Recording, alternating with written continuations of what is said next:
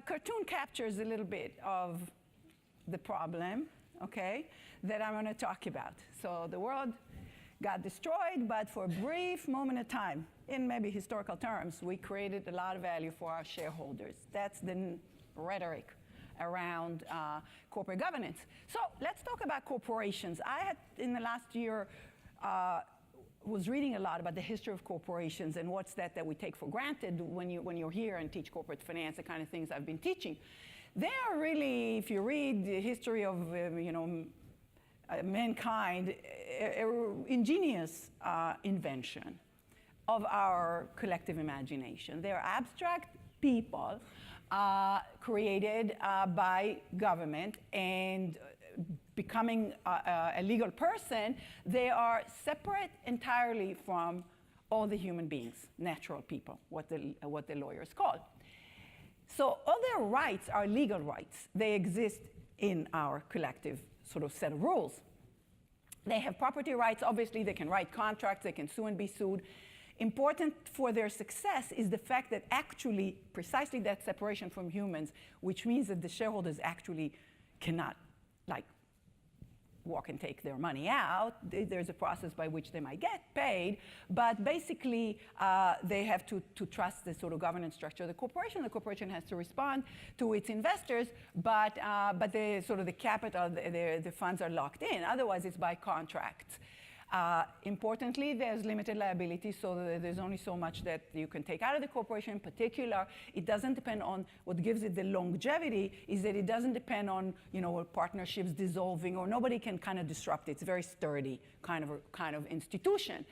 By now, in the courts, they have more and more rights, okay? Political speech rights, sometimes religious rights. That's the laws or the courts interpret what they have the right to do or not do. So the history goes back to Dutch East India, British East India, and the start, there were extensions of governments. The start was they were doing infrastructure that government wasn't doing, collecting money from essentially the customers.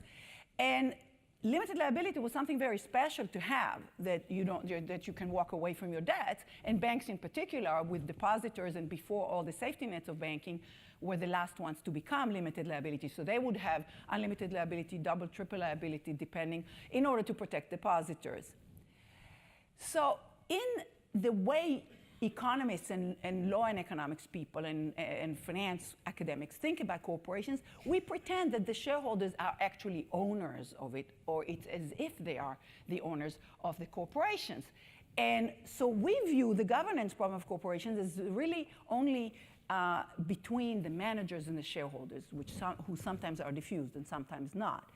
So the big problem is to align the managers with the shareholders. These managers are going to take perks, or they're going to, do something bad, et cetera. And it's just between the shareholders and managers that we have to worry about it. And so we talk about how to align it, and we have tended to think that the way to do that is to compensate managers with certain measures that would kind of give them incentives to act with shareholders, which sometimes, of course, is not quite clear. If you get a stock or an option and the market just happens to go up, it might not be anything you did and you get paid more. So there's a lot of questions about why that actually captures what shareholders do. But this is what we talk about, stock-based compensation, or we look at financial measures like stock price, in addition to stock price, earnings, return on equity, all these financialized measures.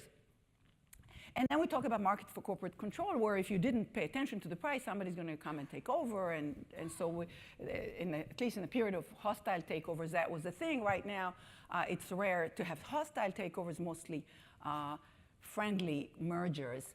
And we talk about boards, and we talked about shareholder activism. So a decade ago, that is about, in my research, where you would find me, worrying about, the activists, the pension fund or the hedge fund, and are they monitoring, for whom, and all these other issues about can they threaten to sell their shares and get some good action out of managers, whatever. So these kinds of things. So that was where my head was, which was just consistent with the type of things that we've been researching in thousands of papers on these topics. And then, and so just to elaborate on that, this is based really on the mantras from Milton Friedman, which basically says the social responsibility for corporations is to make as much money as possible, and that sort of manages for the corporations, and let the shareholders do with the money what they want. So then let's not talk about corporate social responsibility. This is what corporations should do. And of course, he does add, subject to the laws and the rules of society and the ethics. Okay? So that's the statement. Okay? And the corporate finance textbook that we would use also starts by saying, in theory at least, the goal of the firm should be determined by the firm's owners. Technically, corporations don't have owners, they exist separate. But never mind that, shareholders agree that they're better off if managers maximize the value of their shares. So it becomes about the stock price, and that's what we teach. The net present value is in the stock price, on and on like that. And let's go off and value stocks, value options, discuss. That's what we do in corporate finance. So that's in my teaching, that's a lot of what I was doing. So here are financialized measures. These are kinds of words we talk about: dividend, stock price, ROE, etc. That's it. Now, I'm going to try to unpack the issue of governance. But before I do that, I want to frame governance as the most general framework for you, which would include all organizations, including nonprofits, including governments organizations. The big governance question in general is basically who makes decision, who's impacted, and how's it all working out, basically. So the question is, who makes decision on behalf of the organization, corporation, or whatever it is? What information and what constraints do they face? When an individual in a corporation, be it a manager or down the line or the board, anybody associated with the organization makes a decision, what is it that they know? What is it that motivates them? And what should motivate them? So there is an issue of what's the corporate purpose or the institution's purpose, whichever institution it is or organization. What is it trying to achieve, okay? And then, in the end, when it's all said and done, when the people associated with the organization do what they do, however they do them, and for whatever reasons they do them, how does it work out? I put socially efficient in a quotation mark because that's a difficult concept, and we can discuss what it is in particular context. In other words, did the organization achieve what it wants to achieve, and then how were others affected by this possible achievement or lack of achievement of what it wants to do? So now, shareholder value, who are these shareholders? So when we say that thing, the shareholders want something, well, who are they? And do they want the same things and all of that? What else do they hold? You're talking about one firm, but we also teach you to hold diversified portfolios. So now you own everything. So what is it you want about one institution? Maybe it takes away from the other in your portfolio. We don't talk about this in finance. We first teach you maximize stock price, then we teach you to hold everything.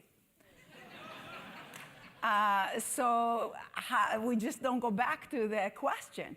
What are your other investments? Might you be also overlapping with other stakeholders? Might you actually be an employee of the firm, or a customer of the firm, or both? And usually you would be also a citizen or a taxpayer. In other words, you're affected by the corporation, not just as shareholder, but in whatever other existence group you belong to, in other constituents you belong to. So what is it that you actually want the corporation to do, and maybe would everybody want the same thing, is sort of the question. So the standard approach takes for given that the markets are free and competitive. This was Milton Friedman's assumption somehow, that happens in nature, that the rules of society protect everybody except the shareholders. So everybody else, be employees, customers, creditors, and the public, are protected by somehow contracts or markets or the government. Somehow we can forget about them in the corporate governance.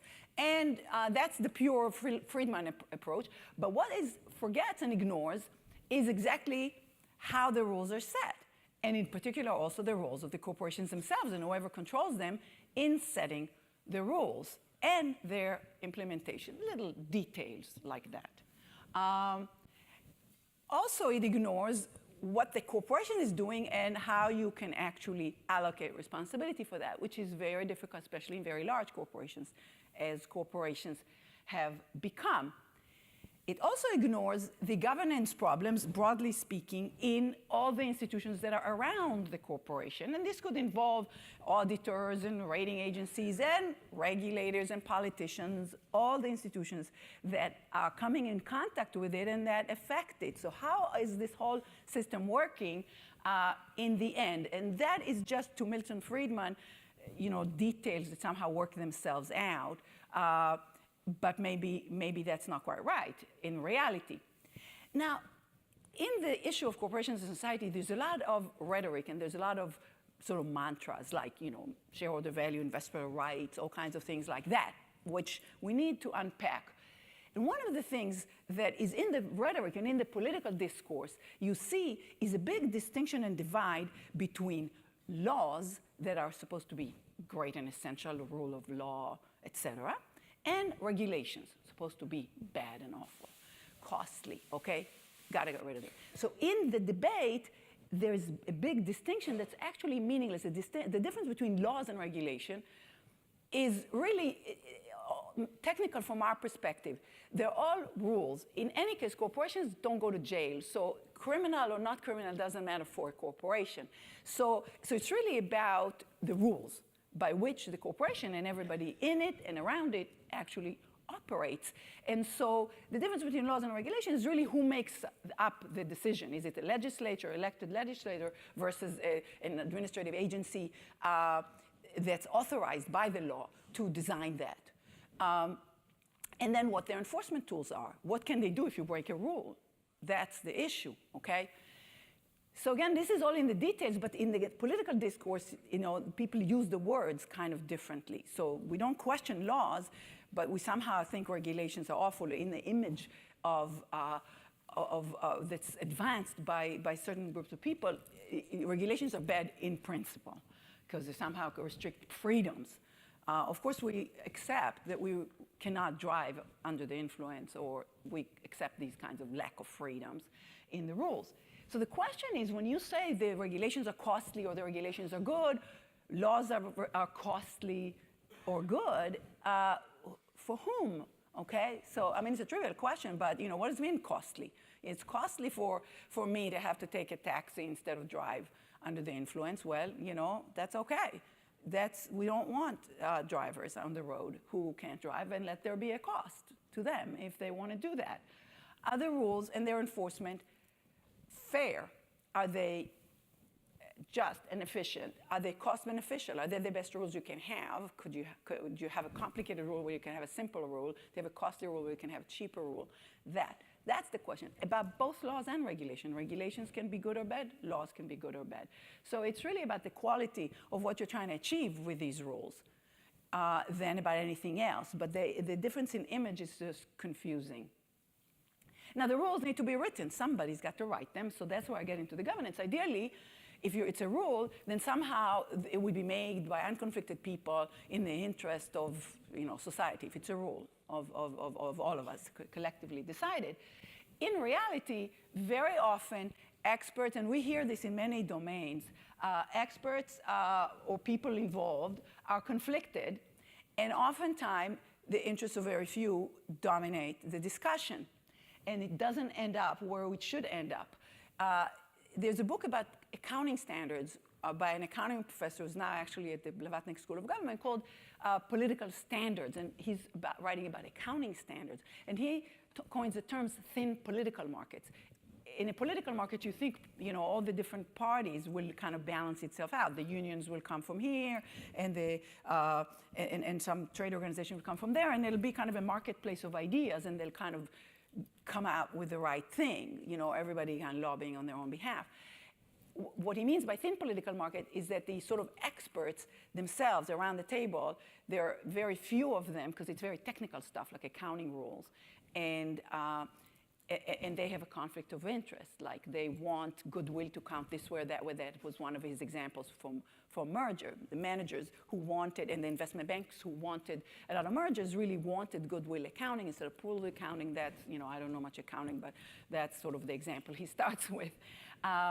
Anyway, so there are many forms of this word called capture. It's what the regulators or the lawmakers sort of want to do, why they want to do it. You can talk about different reasons, or maybe what they believe, what they got to believe. Maybe it's ideological. You don't know why people do things. Maybe it's, it doesn't have to be any kind of quid pro quo. It could be, it could be campaign contribution. That's perfectly legal in this country. So you just have to wonder exactly how this works. So this is the example of sort of, here's a law. We have traffic laws, and they regulate, traffic on the roads. And we agree that this, that we've come to the conclusion that this road should be 55 or 25 or whatever it is. And we agree that if the policeman stops you, that's just too bad. I think nowadays, they can probably track you at every moment, so you can get a ticket in the mail. That's kind of scary. Even if the police doesn't have much budget, so I think maybe technology can get more enforcement of traffic laws. But in any case, that's traffic laws. And then the enforcement. So that's a policeman, okay? We need to fund the police department, right? So that's what's going to happen. The rules mean nothing if they're not enforced. So they can be in the book, and we don't have enforcement. So again, when you start unpacking, there's a lot of steps there that are not trivial. They require money and expertise and willingness to do it and all of those things. So in other countries, it'll be bribes along the way, all kinds of things like that. So ideally, rules are enforced. The policeman is in the street doing the right thing and not accepting bribes. But sometimes, in especially corporate context, the rules are not enforced properly, or there just aren't the tools somehow, and the legal costs and all of that. And the corporations fundamentally have diffuse responsibilities. So one of the things about corporations is who does, where's the harm, and who can be actually called on it at all, and whether the consequences are inside the corporation, you're fired or something like that, or you get clawback, or in the legal space outside the corporation. Can it give, send people to jail, what people talk about, about corporate misconduct? So the enforcement I compare to a referee in a soccer game. Okay, so there are rules, and now, here's the red card, and here's the player lobbying. Okay, so, the audience wants fair referees, right? And so there'll be, other teams, fans will scream if they think the referee is unfair. So the question is, if there are a lot of people here, and there are some people there, and the enforcers are kind of not fair, then, you have a problem.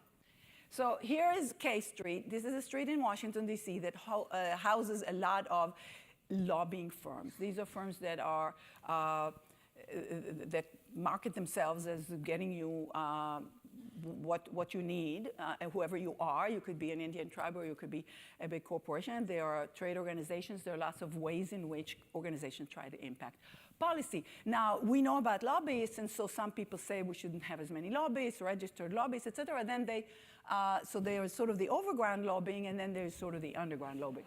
So underground lobbying has many names, okay? So it can be called public relations. It could be called all kinds of other ways. So when you see people say stuff and flood, Washington, D.C., or the places where decisions are made with, opinions and studies and research and all this stuff, they sometimes come with some kind of credentials, or they come from a think tank, but over time they'll just have a Rolodex, they know people, et cetera. So there's many subtle ways, without calling yourself a lobbyist, that you can try to impact policy. You could be in a law firm, you can be in a public relations firm, you can be even in some think tank.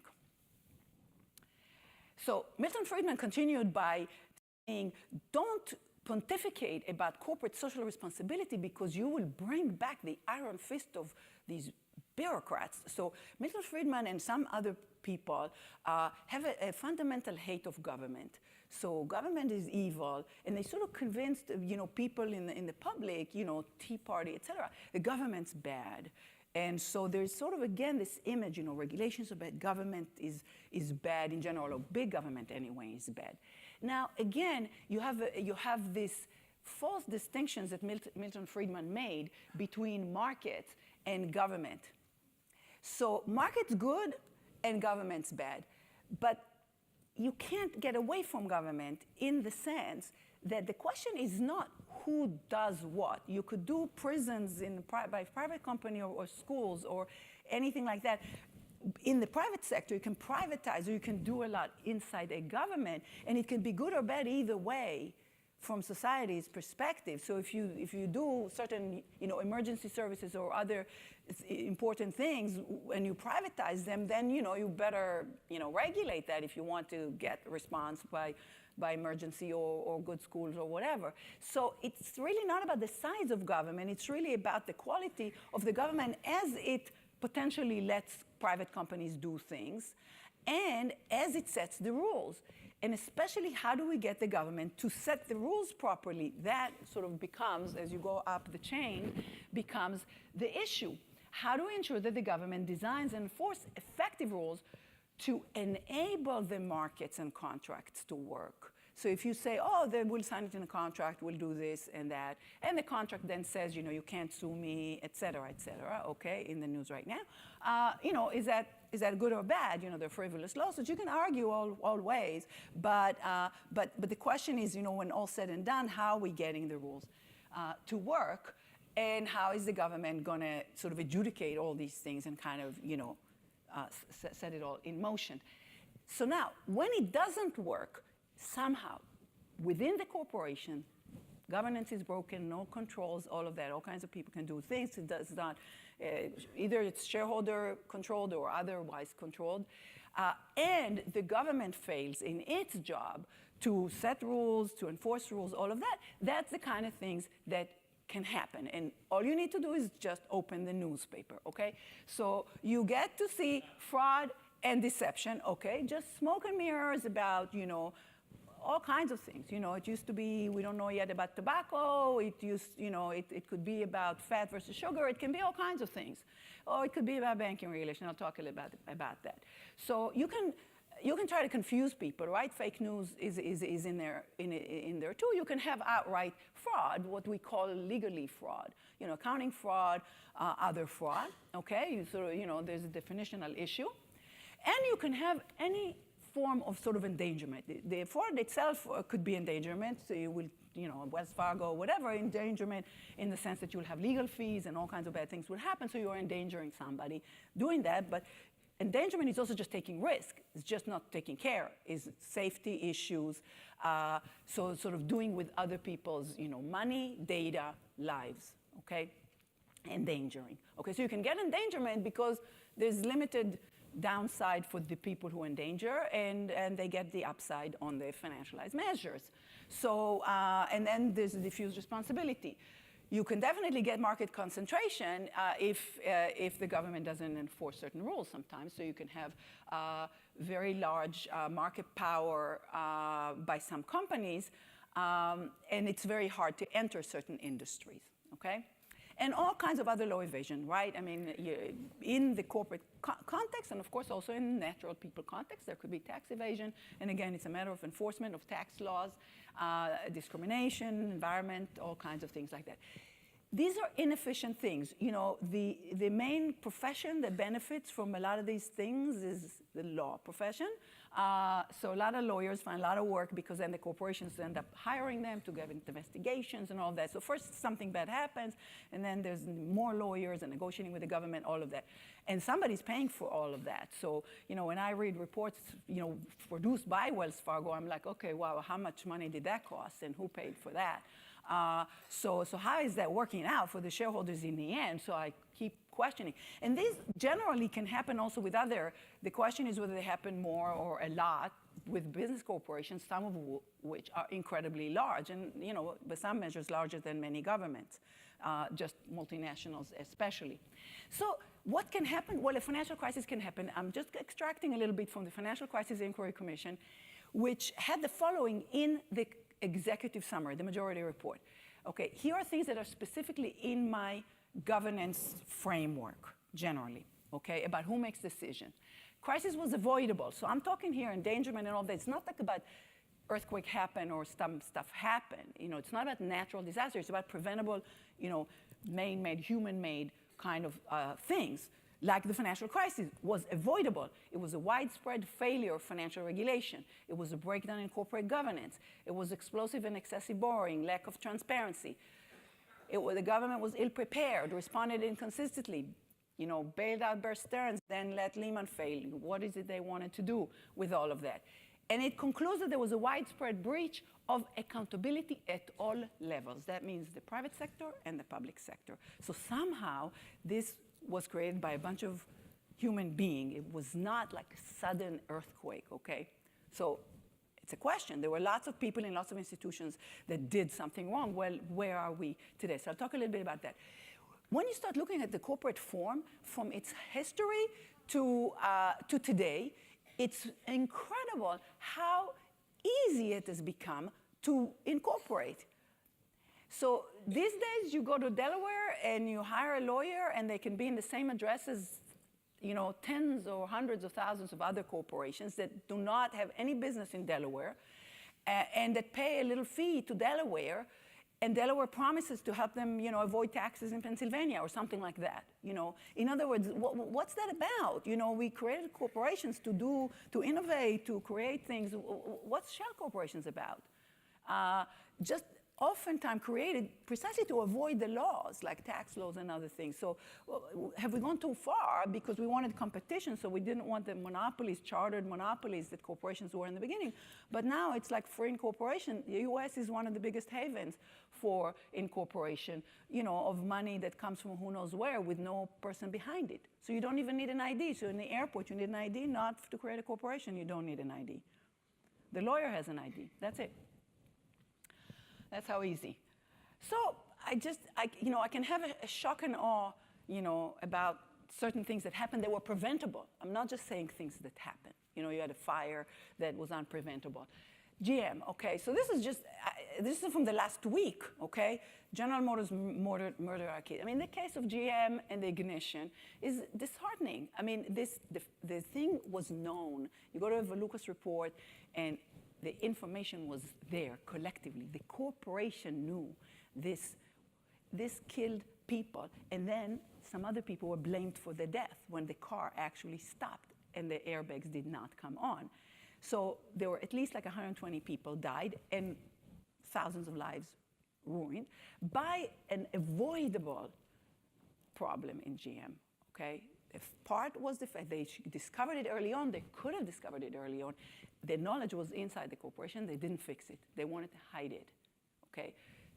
Collectively, they wanted to hide it. They did not act. And there are numerous examples of this sort, okay? Now they're paying millions of dollars, all of that. I mean, we can go to BP, we can go to, here are a few. So again, Facebook, it's like, I wanted to bring examples from other contexts. You can debate exactly, but it's like, okay, when all said and done, what happened here? They sold information about people's likes and dislikes that people voluntarily give them, okay? And they monetized that, and then people got in front of them fake news. Okay, so stop and ask, what was that about? Free markets? Is it okay? Then check it off and move on, okay?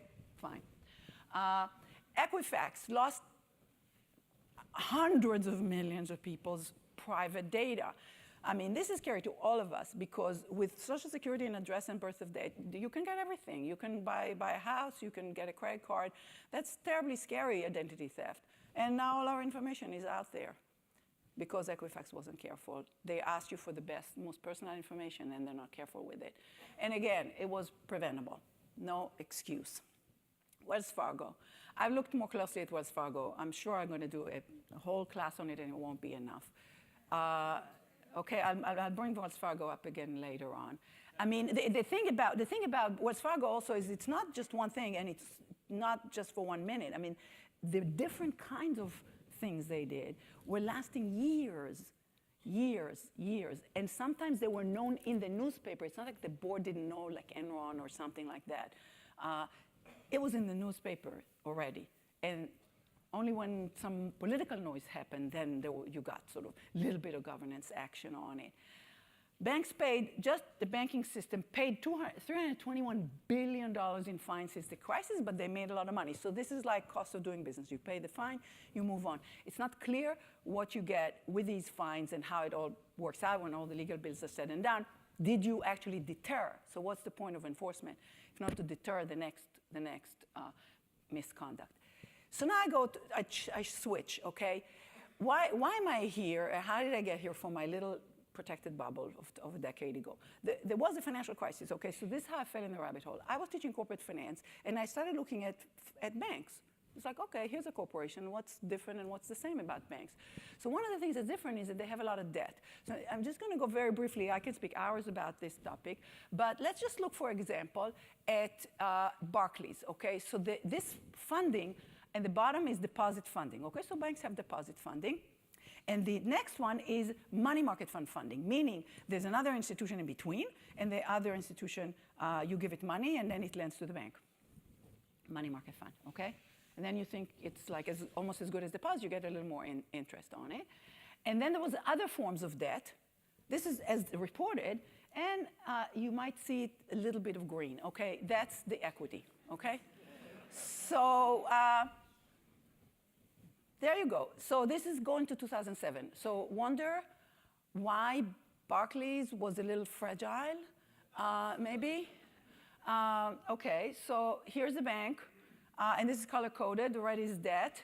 Deposits are a form of debt because we expect them to be there all the time, and they owe it to us. Okay, now they and us sometimes forget that, but that's because we're insured, so we don't worry about it. The bank builds a whole tower of other debts. Okay, and of course we want the bank to take risk, and so we have a little bit of equity. That's about kind of right.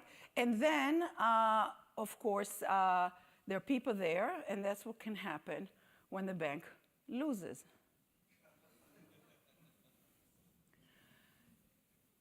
So there is a financial crisis, and I can show you pictures of how interconnected the system was. A whole bunch of institutions connected to one another in all kinds of ways, both contractually and also sort of informationally. Here's a money market fund, here's this, and they all collapse at the same time. Okay? AIG and the money market funds and everybody else together. And then the government panics, and everybody panics, and then there's bailouts. Okay, so there's bailouts here. The system is going to implode and collapse and all of that. Now there's your artwork of looking at corporations around here and looking at a bank. Now, it's stark because we teach the same corporate finance, okay, about all corporations. It's like, that different? Okay, so every business has a different funding mix, and there's some kind of optimal, but, this different? Where most corporations around here don't bother to borrow, and they'll do it for tax purposes or other things like that. But 100% equity versus almost 100% debt for the ones that harm other people in their distress and default? Why that? This is average, it depends how you do the accounting, but by market value, corporations routinely, when we talk about funding, we teach about the pecking order of funding, meaning first you do your retained earnings. First you use the money that you already had, because then you don't even need to raise new money in debt or in equity. So if you have a good project to do, look at Warren Buffett. He never pays out, just keeps investing on behalf of his shareholders. The stock price reflects this is what we teach. And here again, if you pay a dividend or do a buyback, that is out of the corporation, out of the green part, okay? Now, you might not shrink as a result of that, relative to the retained earnings, and you might grow again. But that's what happens. Okay. So in other words, the point here is every corporation, every business, even if they're not corporations, especially not in a public corporation, has access to their earnings. If they make money, they can use them different ways. Okay. Making payouts is just one of things that you can do.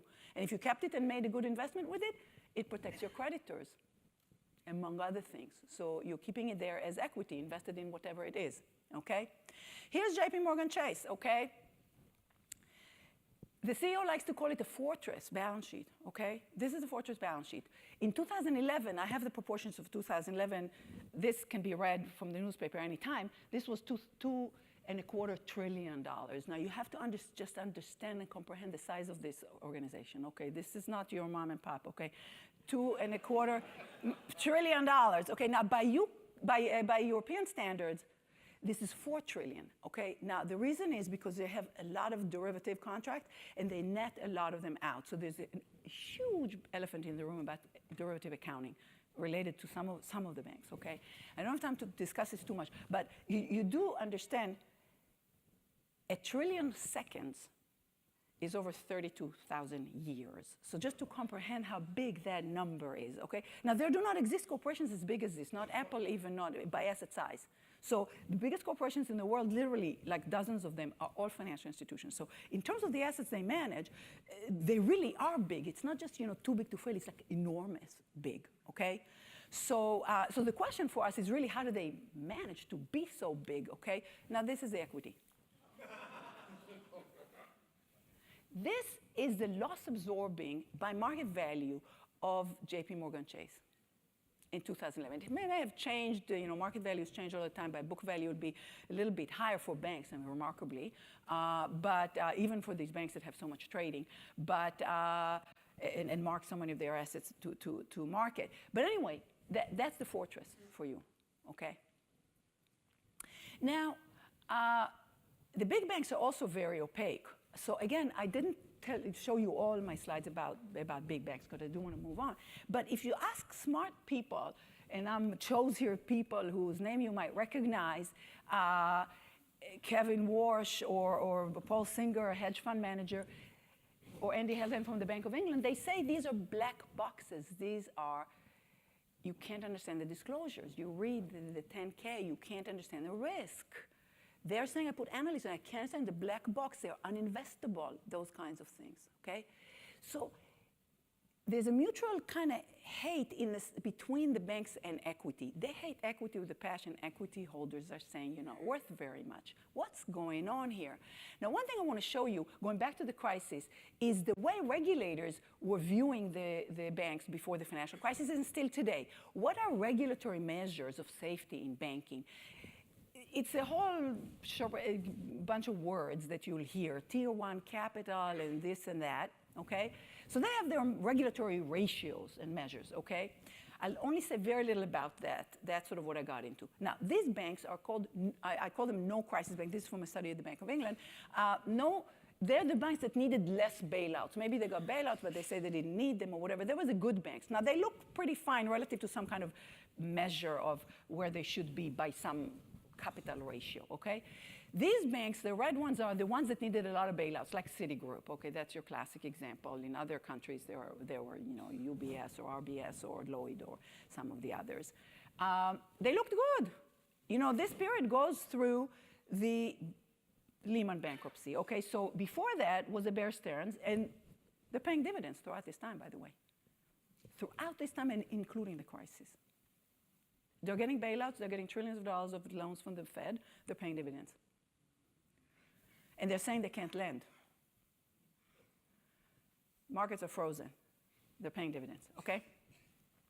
Now, the market values were showing you more. So this is equity. This is what I drew for JP Morgan Chase. Market value of equity over total book assets, because I don't have market assets for them. Okay, so the bad banks looked like, you could see in the city stock price, what was going on. So there were more warning signs in the markets, but not the regulatory measures.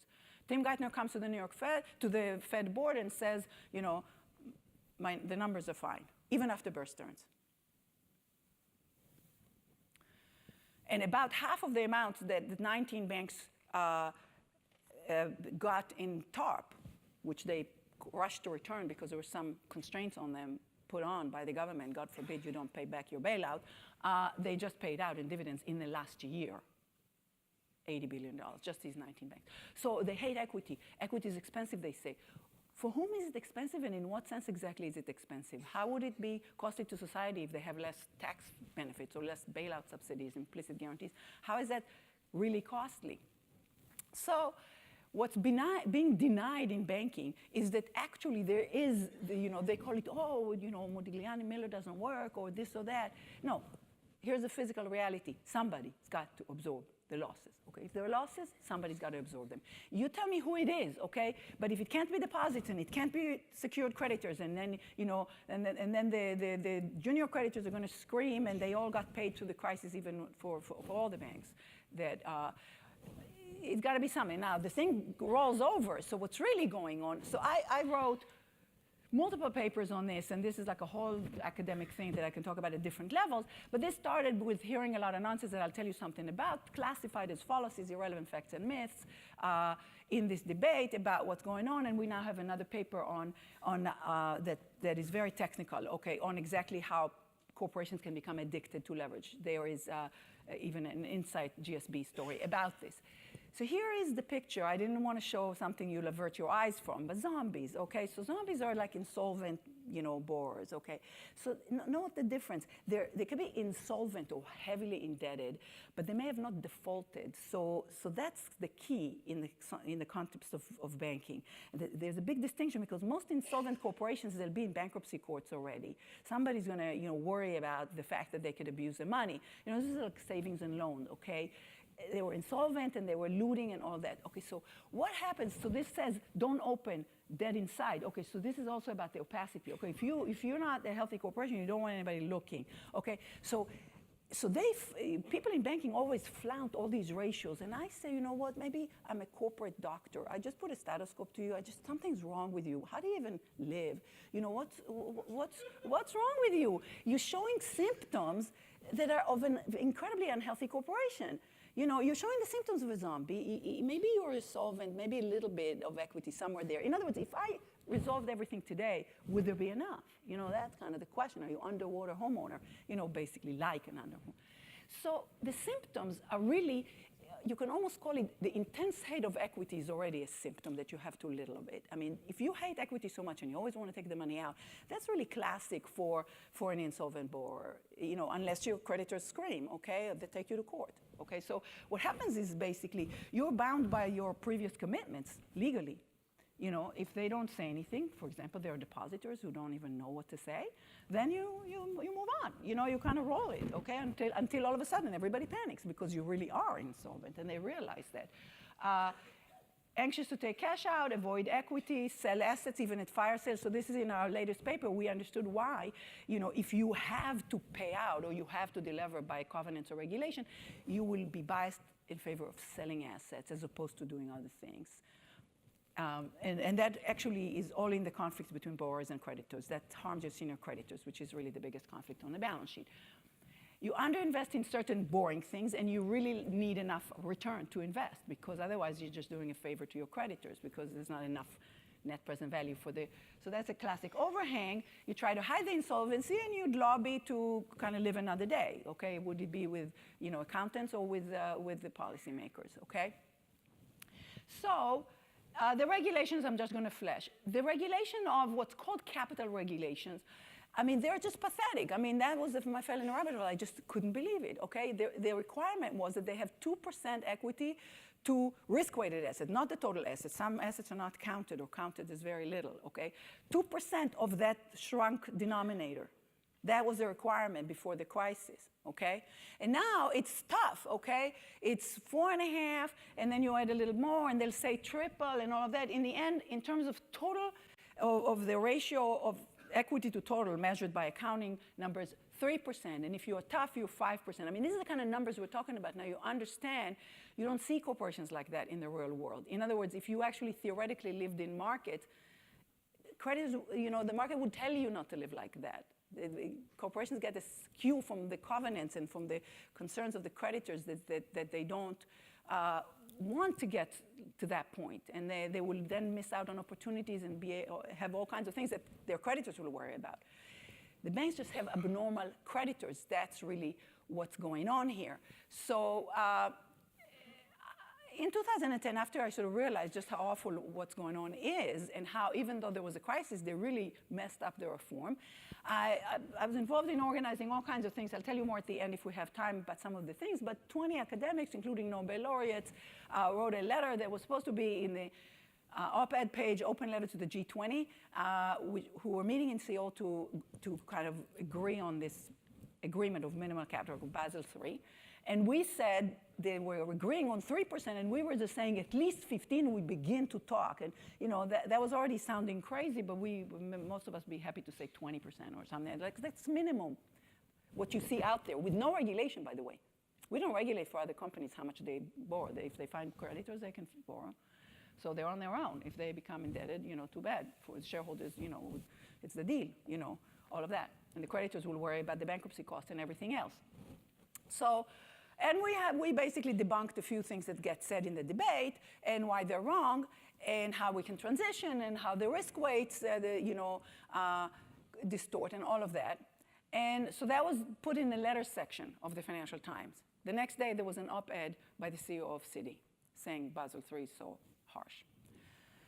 Welcome to the op-ed pages.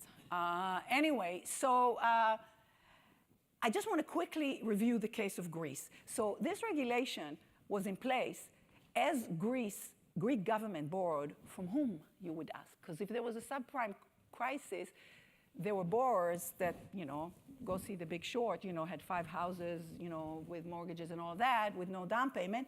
But you ask who lent to them and why, okay?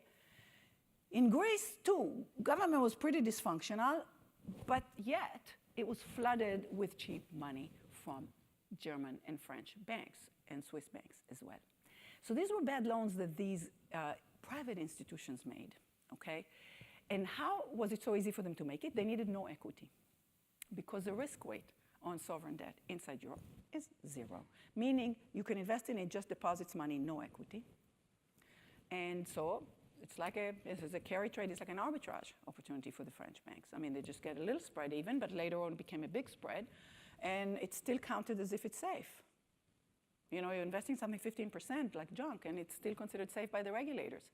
So what happened was that in mustard here is the French banks, which still owned 40% of Greek government debt. So Greece could not just say, hey, these bonds are written under Greek law, I'm defaulting, okay? I'm incapable of paying. I'm going into bankruptcy, I'm defaulting, I'm playing Argentina, I'm not paying. This is their own currency, but they don't control it, okay? So these were the lenders. Well, they would default on the French banks, so the German banks, they couldn't absorb it because they're just licking their wounds from the subprime. And the politicians don't want to say, hey, I got to bail out my banks again. Guess what, people? So what do? They bail out Greece so that Greece could pay these banks so these banks could go get out of there. So the bailouts allowed the French and German banks to get out. And now, where is all this debt? These are citizens of Europe, okay? So this debt is now with official creditors who are citizens in all countries of Europe, as well as ECB and IMF. That's the official creditors now of Greece.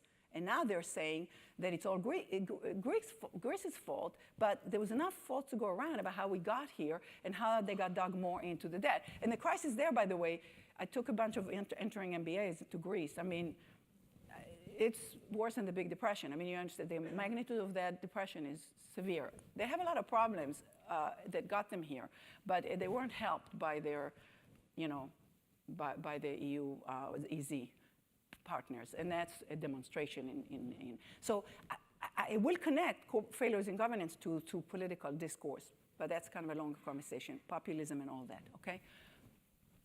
So here's a little bit of the nonsense that I heard. That's why I fell in a rabbit hole, okay? Here's a headline from a newspaper, forced to hold. That's what they say, hold capital. They don't say, borrow less or be less indebted. They say hold capital. And they will say hold. It sounds like it's like you're putting in a safe deposit box. So another newspaper said just the same headline exactly, but used the word cash. Now, cash is a piece of paper with pictures, et cetera, that's money. Okay, so we understand that. Holding cash, that's really like a rainy day fund. I mean, you put it aside. You don't invest it. That's just false. I mean, the news that day was about the 5% leverage ratio. It was about the green funding of what you do, and it was not about any cash set aside. But for bank lobbyists, this confusion about which side of the balance sheet we're talking about and whether it's cash reserve or equity funding is very convenient because what they say is, oh, these capital requirements are just taking money out of the economy and the economy can't grow and all that. Which is absolute nonsense, okay? This is just false, okay? The money is just, retain your earnings and invest. What's the problem now? How is you not able to do things, okay? The banking textbook is also wrong. So, it really, that's when I knew something was very wrong. Because in banking, even in this sort of bubble of academic banking, they basically haven't learned modern corporate finance. So the stuff that we fail people in basic corporate finance is like, said wrong in banking textbook. It's really shocking. Anyway, so here's John Stumpf. Okay, so this is the CEO of my bank. So he forgot he owes me the money. I mean, this is the front page of the Financial Times story about how he doesn't like debt that converts to equity or something like that. I mean, what? He has deposits and therefore he doesn't have debt? What do you mean? Now, I know what he was thinking. I mean, he's thinking, I won't run. He's thinking, I don't bother him. In other words, he's thinking, it doesn't feel like that. That's what's going on, okay? In other words, he is indebted, but in banking, you don't feel like if you're in that bubble, you don't know how corporations have to live. Actually, they have to get somebody to give them money. But in the banking, walk in and give you money. I mean, you should be so lucky. So it's this abnormality, but they think it's natural to them. It's like, okay, well, do you even understand how corporations live? You're supposed to be like the capitalists of this world. Anyway, so the lobbying cry, it's the same one as before, except it's in the same organization, except this new guy came from Congress, just by the way. And he was saying the same nonsense. Keep money out of the economy, okay?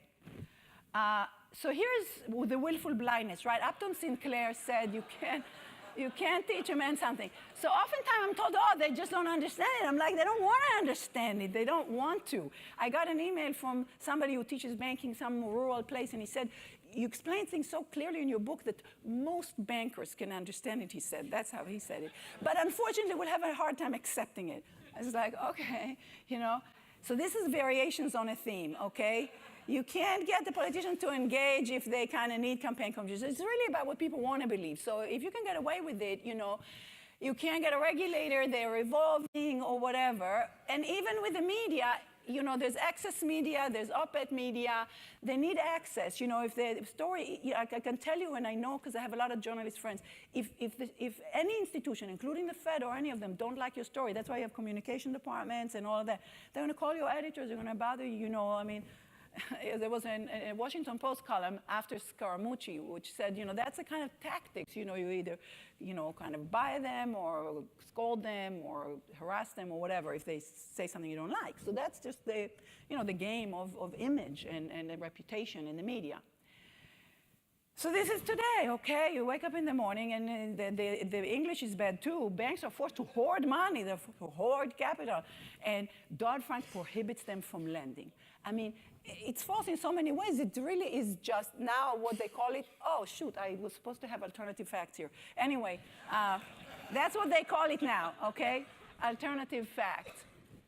So this is not false. This is true, okay? I don't know all the lobbies, but this is a strong lobby, okay? And there are many ways that it's the kind of thing the public doesn't really understand. So in the narratives, there is always this, things happen, and it was just a liquidity crisis, and all kinds of things that they say. So it's sort of narratives and spin. And this is true for corporate crisis more generally, that there is this problem. I think I have to get out of it. So the politics of banking is banks are where the money is, guarantees appear free to the politicians, banks be a source of funding and not risk, they're national champions, and so they get away with. So what's special about banking, they get away with more than other companies, okay? So you have willful blindness, many enablers, and I wrote a paper called It Takes a Village. So this is, it takes a village of enablers, and it really is sort of amazing when you go through it. So It Takes a Village comes from, Spotlight, the movie, okay? Sexual abuse. And so it says, if it takes a village to raise a child, it takes a village to abuse a child. Okay, so this is what this title is from. But, we have, now Weinstein and whatever else, okay? So how would you improve it? Well, you need to get information out. I mean, there are proposals I really have to finish, but I want to tell you, you need the public to understand. Okay, so that's really, before, that's when you that's the end of the line. There's democracy, how are you going to get anything done? Now you're in the political sphere. So I come at it from the 80th floor of a finance theory bubble, and here I am talking about politics. I just saw it just coming down the stairs and looking. So here's the good news. The good news is most of you arrived here by airplane. That's a part where it works, okay? Aviation safety works. So a point of light. I go to give talks and I get on an airplane. I don't say tear goodbyes. I go to sleep, whatever, So it works. Why? If there was a crash, There is a black box, no spin and no narrative. Okay, you know who did it, the public hates it, the money will not come. And so all the way through, internationally too, we monitor airplanes, okay? We maintain them, we check them, on and on, radars, you name it, okay? It's very rare. It's incredibly safe for what it is. I marvel at airplanes, People say, oh, finance is more complicated. No, a bunch of contracts. I mean, in technology, you can trace all the contracts in the world if you wanted to. There's just no political will to control finance like there is to control airplanes. So, Stanford, you're here. Beautiful campus, right? So I just want to talk for a few minutes, indulge me, on this. Stanford's mission, GSB mission, change the world. Okay, so just a few questions about that. On whose behalf are we changing the world? Business corporations? Society? What if there's a conflict? That's really an existential question for us. There's a book about Harvard Business Schools that blames shareholder value and Harvard Business School for all the ills of capitalism, okay? Well, I mean, it was specific to Harvard, fortunately, but it really is about business education. And so we should be kind of careful in the next one. Now, if we want to change the world, which we say we do, how? Everybody individually is going to do it, possible. As an institutions, what are we doing? Well, we have CSI, that's social innovation. We have Seed about poverty. Somebody gave us, Mr. King gave us a lot of money. We sometimes do nonprofit execs if we have money. We don't teach any policymakers. We are not public facing at all. We teach the private sector primarily, okay? And we do some, even private sector nonprofit is private sector. So we don't do any, so there's no policy school here and all of that. So you wonder who educates the policymakers. I spent the full year 2010-11 writing op-eds and letters and going to conferences and talking to whoever is going to talk. Okay, this is just one of many pieces I wrote. I wrote others about dividends, many that really pushed my buttons, so I had a lot of those, multi-signatories letters, all those kinds of things. And then I wrote this book. And that is basically because I was tutoring all these people. I just didn't have enough time in the world to tutor every staffer or journalist who would engage and explain what the issues are, because you need like a corporate finance course and specialized to banking. So this basically teaches a lot of corporate finance and banking with no math. And no jargon, no math and no jargon. I didn't even know that that was possible. It was the hardest thing I ever did, just to write at that level. The hardest thing, once I was in it, it's one of those things, either forward or nothing. So let's not go there. Anyway, so afterwards I wrote fewer op-eds, but some still. So 5 years to the crisis, there's an op-ed, that's my one op-ed in the New York Times. I'm never doing it again. I said, well, I tried again, but never mind. I took on Ben Bernanke's courage to act, saying, you did have courage to save the system once you realized it was imploding, but did you have the courage to, stop a dividend? And this is the most recent. So I have at the back here copies of this one-pager that relates to what we were talking about today, which introduces a longer paper I wrote for economists about the assumptions we make and why they are wrong. I teach a course here called Finance and Society, and a version of it for undergrad course, which is very, very interdisciplinary. So I took the math out. I give them a lot of the concept, but if you don't need to price anything, you just said there's a risk premium, you can do a lot of other things instead. So I make the undergrads more savvy. So they understand student loans, housing loans, a little bit of policy issues, and how to kind of, market efficiency, all of that in 1 week. And the MBAs, we have a lot of visitors. We had this one visitor that it was for the first time. I taught it 3 times, teaching the winter quarter. And unfortunately, Path to Power next door gets more students than me. But anyway, we had a whistleblower. This was the first time I had that. And he whistleblew on an accounting fraud, very obscure derivative accounting fraud of Deutsche Bank. And the only reason he got attention from the SEC, because they actually didn't call him, he was horrified, because he already decided to be a whistleblower, which is really a crazy thing to do for anybody. Students were like, why did you do that? Well, you're crazy, I have your mind. Anyway, they didn't even respond. So it's like calling the police and they don't respond. It was just chilling, sitting there. And then following how the regulators are saying we don't have money or whatever they say, if they say anything. Here it was in the newspaper, so he got some media attention, and then 4 years later it was settled with a $55 million fine to Deutsche Bank, which change for them. He was eligible for $8 million that he had to share with his lawyer and his ex-wife. Probably divorced him because he was so crazy. But anyway, and he didn't take it just to get more media. So he said, why are the shareholders paying the fines and the legal fees? And they defrauded the shareholders, the managers. So why isn't it coming out of managers? Anyway, and I have a new initiative called Corporations and Society, where we just bring visitors to town, not a lot of money, but we bring people. It started with Financial Society visitors. There were 3 of them that were from the law, because I was sort of thinking we should really think about that. We don't have any legal expertise here, but this was really about, corporate crime and crime and punishment, justice system, white-collar crime, and all of that. Sarah Bloom-Raskin was a Fed governor and a deputy treasury secretary and law academic who worked in finance. And this year we have a broader program that also brought sociologists, economists, authors about healthcare, other industries, not just finance. Kara Stein, SEC commissioner, you can see that on our website. The story just came out. And I'll end with just this one person, because he's a GSB alum and this is your alum. So this is going to be one of our visitors. He's coming the end of November. And Peter Georgescu is a retired president of Young and Rubicon ad company. And he is very passionate, thinking that shareholder value is, responsible for the ills. So he wrote an op-ed in the New York Times, and he has a little book called Capitalists Arise, where he's kind of doom and gloom, and he does not talk about policy like me. He thinks the private sector will solve it. And by the way, in the GSB, we have a public management program, and it's R.J. Miller, who's 101 years old and who I spoke with, just amazing experience for almost 2 hours, 101 years old. Anyway, he also thinks the private sector will solve these problems somehow. Although he understood and he wanted us to teach, policymakers. And I think some of our students do want to, run for office or do these kinds of things.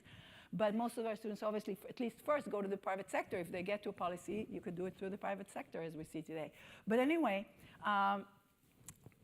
he thinks Washington is broken and, capitalists need to arise because we're shooting ourselves in the foot and the revolution will come or something like that. But anyway, no, he wants us to change what we teach, all these things. He's coming here because I wanted people to engage with him. But I had to tell him, the young students are very wondering what's this all about and will want to talk with him. The faculty less so. So it's hard. It's hard to move my colleagues from this sort of ideology and the way we teach. We believe in it. So, and everybody does his thing, so it's very fragmented. So I'm kind of out of my silo. I can't kind of put it back in. And so now I think there are a lot of daunting problems beyond what I thought 10 years ago. And so, so that's my thing. And so I ask you, thank you.